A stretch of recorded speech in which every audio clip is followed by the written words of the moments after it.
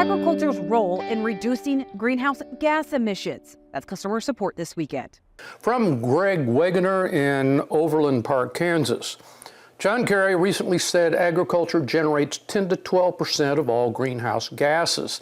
The food business as a whole generates 1/3 of all global emissions.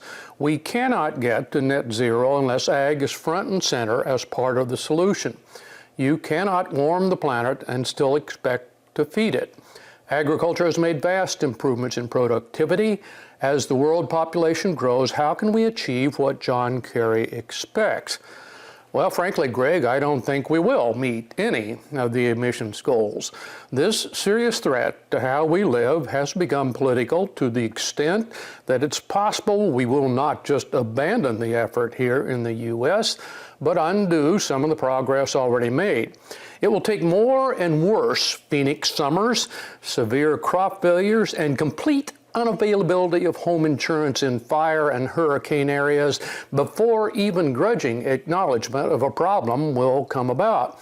Even then, assigning blame to GHG emissions will remain controversial for many. By that time, we could be long past climate tipping points and facing more serious consequences. As for the figures you quote, researching ag's contribution to emissions produces a bakery of pie charts. The 10 to 12% share for ag is for the U.S. only. Globally, the number is around 24%. The animal sector contributes the largest share and cattle the biggest part of that, especially when feed production emissions are added in. You can find other estimates, but these appear to be in the mainstream. This spotlight on beef, and to a lesser extent dairy, accounts for many of my doubts about meeting the emissions goals, at least in agriculture. Consumers like beef, and with that enormous industry, will resist any persuasion to reduce consumption. The bright spot may be other sectors reducing their emissions faster than expected. Sheer economics and advancing technology will drive power generation's emissions down, I think.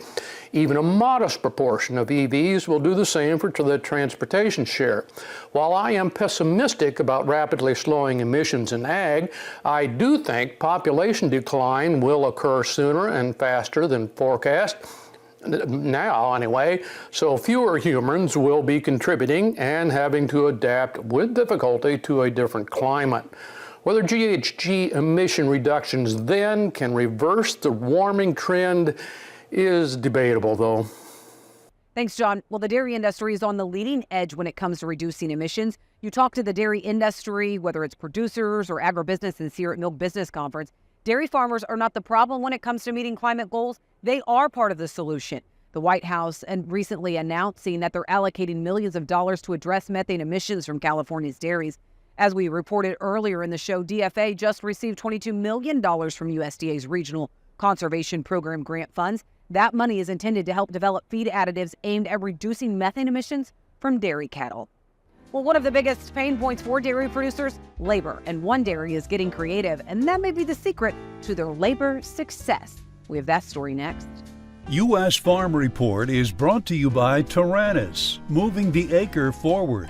Every acre tells a story. Find yours at acreforward.com. That's acreforward.com.